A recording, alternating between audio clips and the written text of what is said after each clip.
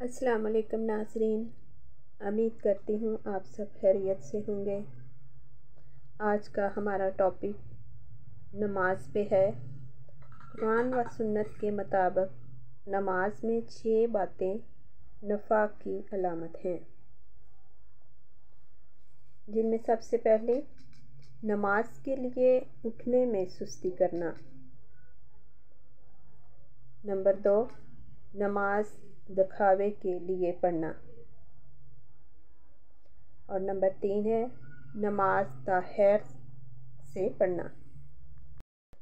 Number 4 پہ ہے نماز میں کوے کی مانند ٹھونگے مارنا، مطلب نماز جلدی جلدی پڑھنا۔ نمبر 5 پہ ہے نماز میں کم سے کم اذکار دعائیں پڑھنا۔ باجماعت نماز سے پیچھے رہنا۔ ناظرین، سوچئے، جو شخص نماز کی پابندی کرنے والا ہے، اسے قدم قدم پر نفاق کا خطرہ ہے، تو جو نماز میں سستی کرنے والا یا سرے سے نہ پڑھنے والا ہو، اس کا کیا معاملہ ہوگا؟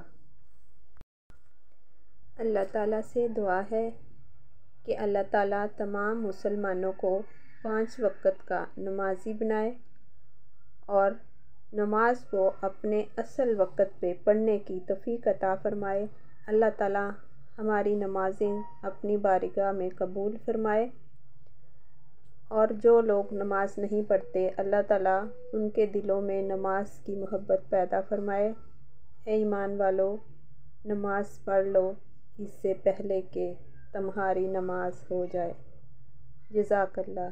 اللہ حافظ۔